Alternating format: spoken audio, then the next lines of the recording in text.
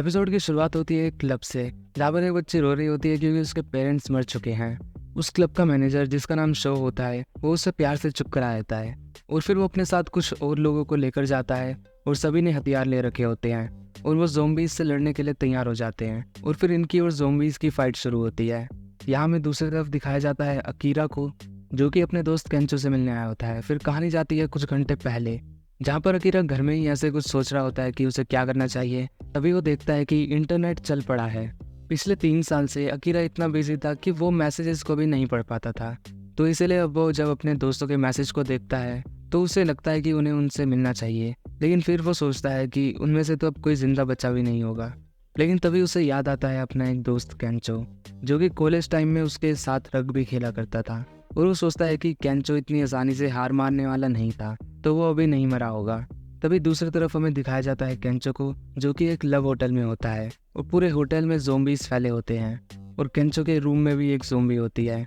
केंचो ने 3 दिन से सिर्फ पानी ही पिया होता है और फिर वो अकीरा को याद करता है, जो कि उसके बेकार जोक्स पर भी हंसा करता था। और फिर वैसे ही उसके फ़ोन पर अकीरा का फ़ोन आ जाता है।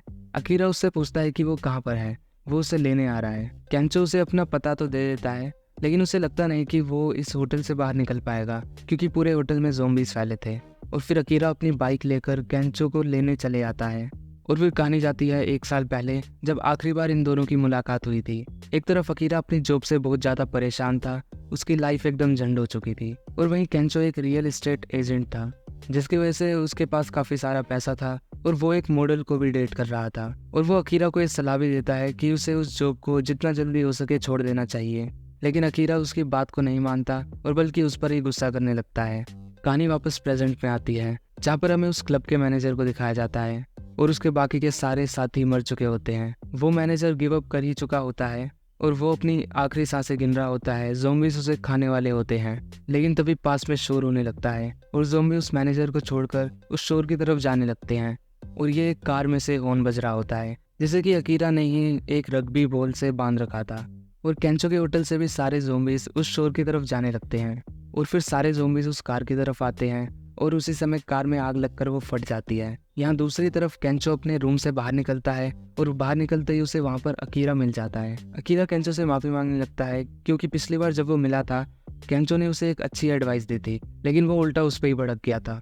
और केंचो भी उसे कुछ बोलने वाला ही होता है, लेकिन तभी वहाँ पर ज़ोंबीज आ जाते हैं और उस ज़ोंबीज से बचते हुए होटल की छत पर चढ़ जाते हैं और दरवाजे को बंद कर देते हैं। लेकिन ये दरवाज़ा ज़्यादा देर तक टिकने वाला नहीं था और अब उनके पास एक ही रास्ता बचता है, इस बिल्डिंग से किसी और बिल्डिंग में कूदने का। और अकीरा ऐसा ही करता है और दूसरी बिल्डिंग में कूद जाता है। अकीरा के थोड़ी चोट लग जाती है, लेकिन फिर भी वो बच जाता है। लेकिन वहीं केंचो को उस छत पर कूदने में काफ़ी ज़्यादा डर लग रहा होता है और केंचो अकीरा से कहता है कि वो उधर नहीं कूद सकता, लेकिन मरने से पहले वो उसे एक बात बताना चाहता है। केंचो उसे बताता है कि उसे भी अपनी जॉब पसंद नहीं थी।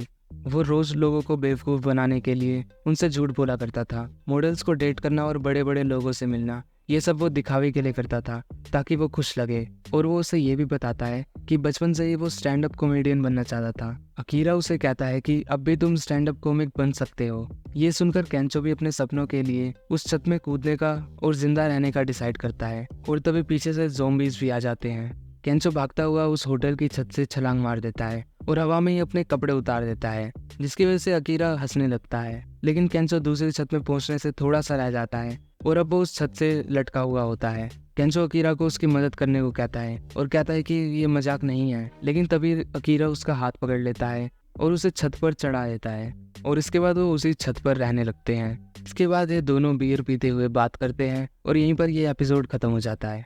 अब बढ़ते हैं एपिसोड 4 की तरफ। एपिसोड के शुरुआत में हमें केंचो और अकीरा को दिखाया जाता है, जहाँ पर अकीरा गेम खेल रहा होता है और केंचो खाना बना रहा होता है। गेम ओवर होने के बाद अकीरा खाने खाने बैठता है, जो कि उसे काफ़ी ज़्यादा टेस्टी लगता है। अकीरा केंचो को कहता है कि उसे तो सब कुछ आता है, इसीलिए वो इतना पॉपुलर है। वहीं केंचो कहता है कि खाना बनाना तो सबको आना चाहिए, शायद इसीलिए तुम अभी तक सिंगल हो। इसके बाद अकीरा को गुस्सा आता है और वो कहता है कि आज ही वो एक गर्लफ्रेंड बना के दिखाएगा। लेकिन जब वो नीचे देखता है तो उसे ज़ोंबीज ही ज़ोंबीज दिखते हैं और इस समय लड़की का मिलना तो बहुत दूर की बात थी। और फिर केंचो अकीरा की बकेट लिस्ट पढ़ने लगता है, जहाँ पर उसे दिखता है कि वो एक एयर होस्टेस को डेट करना चाहता है, जो कि उसे थोड़ा इम्पॉसिबल सा लगता है। इसके बाद केंचो भी अपना सपना उसमें लिख देता है, स्टैंड अप कॉमेडियन बनना, और कहता है कि आज से ये हम दोनों की लिस्ट है। अब अकीरा कहता है कि उसे एक बहुत बड़ी टीवी चाहिए गेम के लिए, और फिर दोनों बाइक पर बैठकर टीवी लेने जा रहे होते हैं। रास्ते में अकीरा केंचो से पूछता है कि वो कॉमेडियन क्यों बनना चाहता है। केंचो कहता है कि ये उसका बचपन से ही सपना था, और अकीरा सोचता है कि वो जॉब करना ही क्या बचपन से उसका सपना था। लेकिन तभी वो सामने देखता है कि मॉल का एंट्रेंस बंद था और वहाँ पर काफ़ी सारा मलबा पड़ा हुआ था।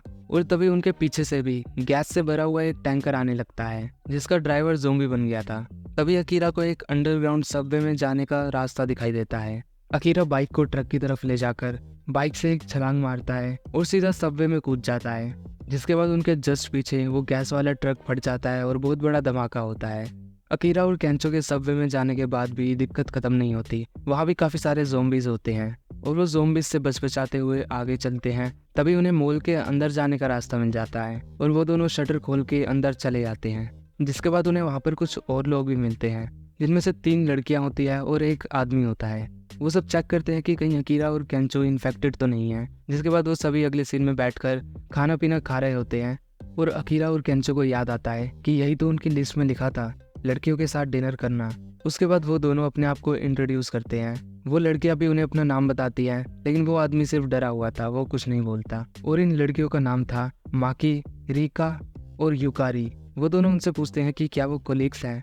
वो लड़कियां बताती है हाँ, और वो ये भी बताती हैं कि वो एयर होस्टेस थी। ये सुनकर तो वो दोनों और ज़्यादा खुश हो जाते हैं और अकीरा फिर हिम्मत करके उनमें से युकारी के पास जाता है और उससे पूछता है कि क्या तुम्हारा कोई बॉयफ्रेंड है। युकारी कहती है कि ये कोई टाइम है ये सवाल पूछने का। अकीरा को रियलाइज़ होता है हाँ, ये मैंने क्या पूछ लिया। अकीरा केंचो की तरफ देखता है, लेकिन केंचो तो पहले ही माकी को इम्प्रेस कर चुका था। लेकिन फिर अकीरा सोचता है कि वो केंचो से पीछे नहीं रह सकता। तभी वो एक टकीला की बोतल लेता है और पूरी एक ही बारी में पी जाता है। लेकिन ऑफ कोर्स एक बोतल पीने से लड़की इम्प्रेस नहीं होती। और वहीं केंचो भी नंगा होकर दूसरों को हंसाने लगता है। लेकिन इसके बाद अकीरा ने जो पूरी बोतल एक ही बार में पी ली थी, उसके बाद वो बाथरूम में जाकर उल्टी करने लगता है। और जब वो उल्टी कर रहा होता है तभी युकारी वहां आकर उसकी पीठ में अपने हाथ को रब करने लगती है। यहाँ दूसरी तरफ केंचो और माकी एक कमरा ढूंढ रहे होते हैं और रिका और वो आदमी यहाँ पर बैठे होते हैं। वहीं हमें दिखाया जाता है कि उस आदमी के पैर पर एक ज़ोंबी ने काट रखा होता है और वो आदमी उसी समय ज़ोंबी में बदल जाता है। और इससे पहले कि रिका को कुछ समझ आए, वो उसे काट लेता है और रिका की चीख केंचो और माकी को भी सुनाई देती है। कहानी वापस अकीरा और युकारी की तरफ जाती है, जहाँ पर युकारी कहती है कि उसे अकीरा की चिंता हो रही थी, तभी वो उसे देखने आ गई। और वो उसके पहले वाले सवाल का भी जवाब देती है कि हाँ, मेरा एक पहले से बॉयफ्रेंड है और मुझे लगता है कि वो जिंदा होगा। ये सुनकर अकीरा को बुरा तो लगता है, लेकिन उसे समझ आता है कि युकारी एक अच्छी लड़की है। इसके बाद माकी और केंचो नीचे आते हैं, जहाँ पर उन्हें सामने रिका दिखती है जो कि ज़ोंबी बन चुकी होती है। रिका उनकी तरफ भागते हुए आती है, लेकिन केंचो उससे बच जाता है और माकी जो कि नशे में थी वो नहीं बच पाती और रिका उसे काट लेती है। और उसे काटने के बाद रिका केंचो की तरफ बढ़ने लगती है। केंचो वहीं पर पड़ा एक बैग उठाकर उसके सर में मारता है बहुत जोर से, जिसके बाद अब वो गिर जाती है और शायद मर जाती है। और फिर केंचो सोचता है कि वो आदमी कहाँ पर है। यहाँ में दूसरी तरफ दिखाया जाता है युकारी और अकीरा को। युकारी उसे बताती है कि उसे भी 2 साल हुए हैं जॉब करते हुए, लेकिन एक बार एक बूढ़े से पैसेंजर ने उसे काफ़ी बुरा भला कहा और उसे एक फ्लाइंग वेट्रेस कहा था। अकीरा उसे बताता है कि शुरू में उसको भी अपनी जॉब काफ़ी बढ़िया लगी थी, लेकिन फिर उसे उस जॉब की सच्चाई पता चलती है और अब उसे एहसास हो चुका है कि ये काम करना तो उसका सपना कभी था ही नहीं। और अकीरा उसे कहता है कि अगर तुम्हारा बचपन से सपना था एयर होस्टेस बनना, तो तुम्हें उस बूढ़े आदमी की बात पर ध्यान नहीं देना चाहिए। और फिर तभी वहाँ पर वो ज़ोंबी आ जाता है और युकारी पर हमला कर देता है। अकीरा उसको एक मुक्का मारकर युकारी से हटाता है, लेकिन इसका कोई फायदा नहीं, वो युकारी को काट चुका था। उसके बाद युकारी अकीरा को भागने को कहती है, लेकिन अकीरा उस समय नहीं भागता और युकारी उसे गले लगाकर कहती है कि वो जब पहली बार प्लेन में बैठी थी तो उसे उल्टियाँ होने लगी थी। तभी एक एयर होस्टेस ने आकर उसकी पीठ को रब किया था, जिसकी वजह से युकारी को थोड़ा अच्छा लगा था। तभी उसने ये सोच लिया था कि वो भी उसी की तरह बनेगी। और फिर अकीरा कहता है कि वो भी अपना सपना ढूंढ लेगा और फिर वो ज़ोंबी उनकी तरफ बढ़ने लगता है और युकारी अकीरा को आगे की तरफ धक्का दे देती है उस ज़ोंबी से बचाने के लिए। इसके बाद अकीरा वहाँ से रोता हुआ भाग जाता है। आगे जाकर उसे मिलता है केंचो, जो कि यहाँ की सबसे बड़ी टीवी लेकर खड़ा था और वो अकीरा से कहता है कि उन्हें जल्द से जल्द यहाँ से निकलना चाहिए। और क्योंकि ज़ोंबी इस दरवाजे से दूर चले गए थे, तो वो बाइक में बैठकर उस टीवी को लेकर वहाँ से चले आते हैं। और फिर घर आकर अकीरा अपनी डायरी में ये भी लिखता है कि उसे अपने बचपन के असली सपने को याद करना है। और 4th एपिसोड भी यहीं पर ख़त्म होता है। और अगर वीडियो इतना देख ही लिया है तो वीडियो को लाइक भी ज़रूर कर देना। बाकी मैं मिलता हूँ आपसे नेक्स्ट वीडियो में। Thanks for watching and good bye.